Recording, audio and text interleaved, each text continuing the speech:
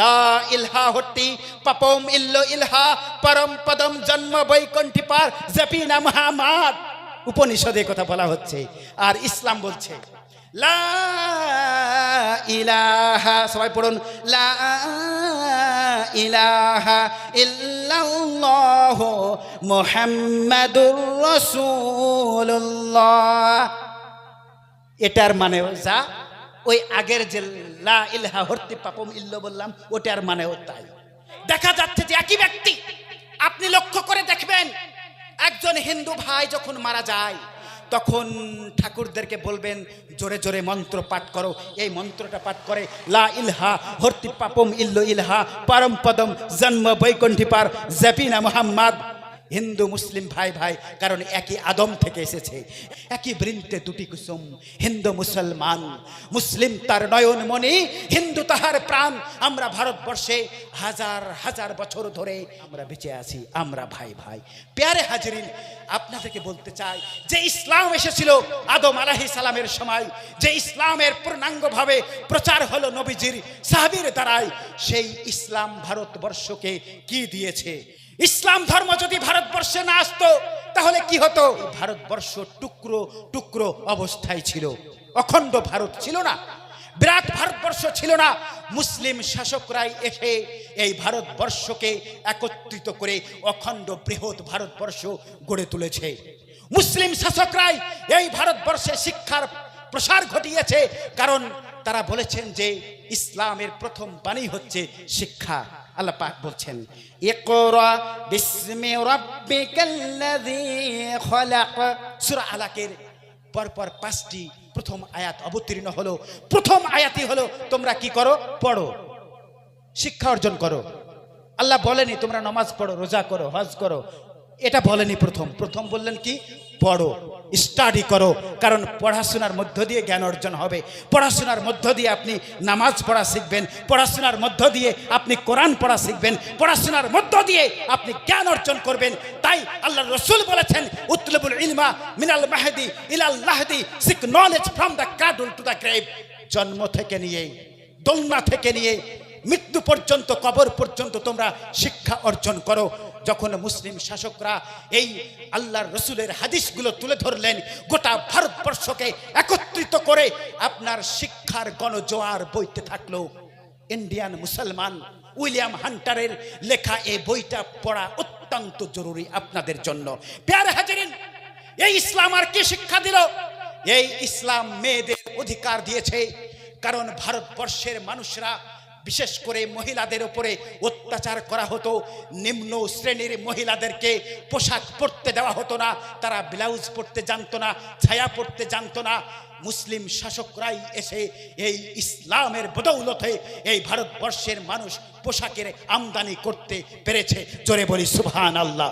প্যারে হাজরিন, মুসলিম শাসকরাই এই ভারতবর্ষে উন্নত মানের খাবারের প্রচলন করেছে।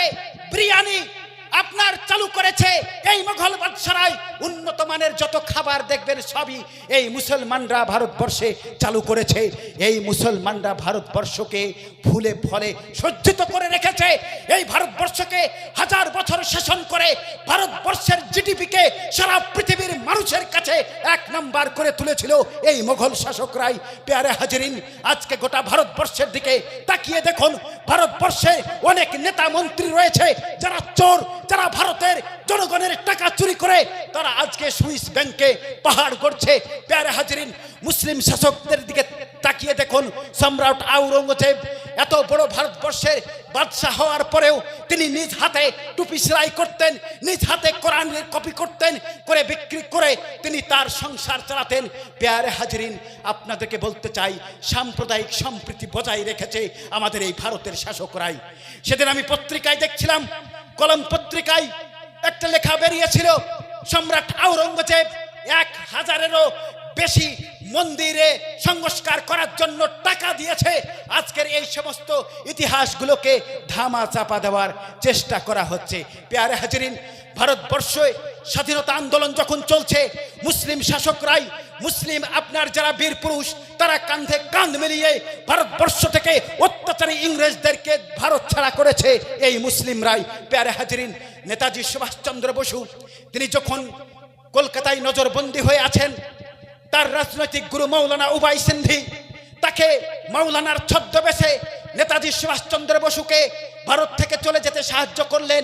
তিনি জার্মান চলে গেলেন। জার্মানের শাসক হিটলারের কাছে গিয়ে বলছেন যে, হিটলার সাহেব, আমি এসেছি ভারত থেকে, আমাকে একটা সাবমেরিন দিতে হবে। সাবমেরিনে চেপে আমি জাপান পাড়ি দেব, সেখানে রেঙ্গুনে গিয়ে আমি একটি স্বাধীনতা সংগ্রামী দল গঠন করতে চাই। হিটলার সেদিন একটা ছোট্ট সাবমেরিন দিয়েছিলেন। এই সাবমেরিনে চেপে সমুদ্র পথে একজন মাত্র সঙ্গীকে নিয়ে, যার নাম হচ্ছে আবিদ হাসান, তাকে সঙ্গে নিয়ে দিনের পর দিন, রাতের পর রাত, উত্তাল ঢেউ, মৃত্যু মনে হচ্ছে নেতাজিকে হাতছানি দিচ্ছে, যে কোনো সময় তার মৃত্যু হয়ে যেতে পারে। এরকম মুহূর্তে সাবমেরিনে করে তিনি জাপান চলে যাচ্ছেন। আবিদ হাসানকে জিজ্ঞেস করছেন, আবিদ, তুমি আমার সফর সঙ্গী কেন হলে? আবিদ হাসান সেদিন বলেছিলেন, আমরা ইসলাম থেকে শিখেছি ভারত হচ্ছে আমার মাতৃভূমি।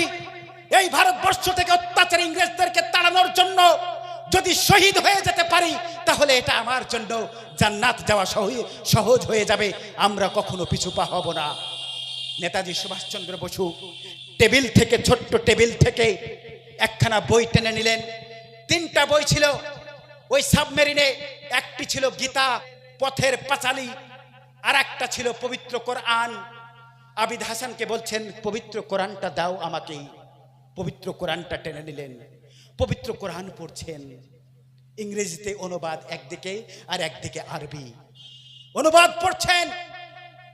তিনি বলছেন যে, কোরআন পড়লে আমার মনের যে কি প্রশান্তি আসে, আমি এটা ভাবতে পারবো না।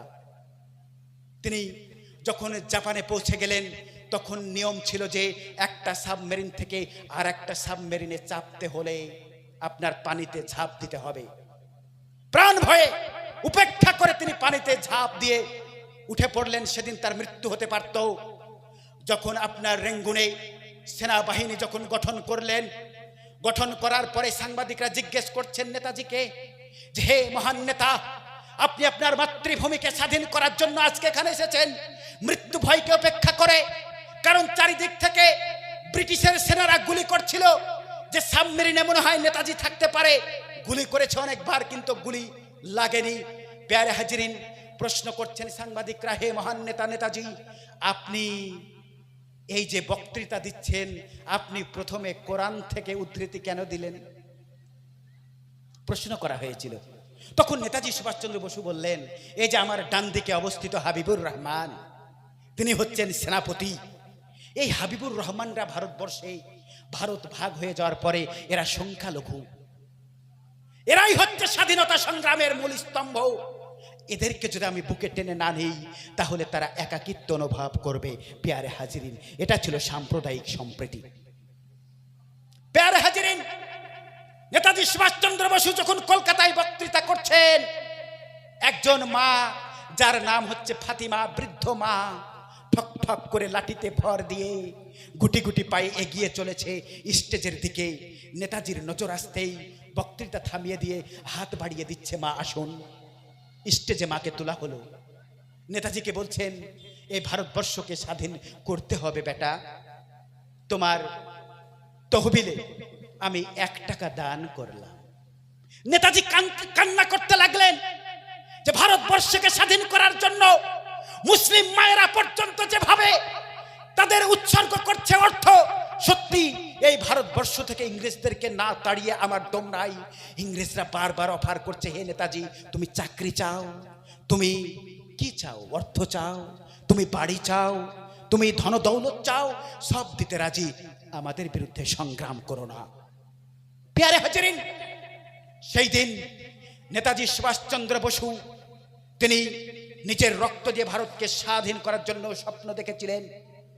1965 সালে যখন ভারতবর্ষ স্বাধীন হয়ে গিয়েছে, 1947 সালে স্বাধীন হয়েছে, 1965 সালে ভারতের প্রধানমন্ত্রী লাল বাহাদুর শাস্ত্রী তিনি চলে গেলেন হায়দ্রাবাদের নিজাম মীর উসমান আলীর কাছে, গিয়ে বলছেন যে নিজাম, আপনার কাছে এসেছি, আমাদের ভারতের অবস্থা, আর্থিক অবস্থা খুব খারাপ, আপনার কাছে এসেছি, ইতিমধ্যে পাকিস্তানের সঙ্গে যুদ্ধ শুরু হয়ে গিয়েছে, কিছু অর্থ দরকার। সেদিন মীর উসমান আলী মাত্র 5,000 কিলো, কত বললাম, 5,000 কিলো সোনা লাল বাহাদুর শাস্ত্রীর হাতে তুলে দিয়েছিলেন ভারতবর্ষকে, ভারতবর্ষের অখণ্ডতা বজায় রাখার জন্য। জোরে বলি সুবহানাল্লাহ। ভারতের দিল্লির গেট, ইন্ডিয়া গেট যাকে বলা হয়, সেখানে আপনি গিয়ে দেখবেন 95,300 জন স্বাধীনতা সংগ্রামীর নাম লেখা আছে, তার মধ্যে 61,395 জন মুসলিম স্বাধীনতা সংগ্রামীর নাম লেখা আছে। মুসলিমরা ভারতবর্ষকে নিজের মাতৃভূমিকে ভালোবাসার শিক্ষা পেয়েছে ইসলাম থেকে। জোরে বলি সুবহানাল্লাহ।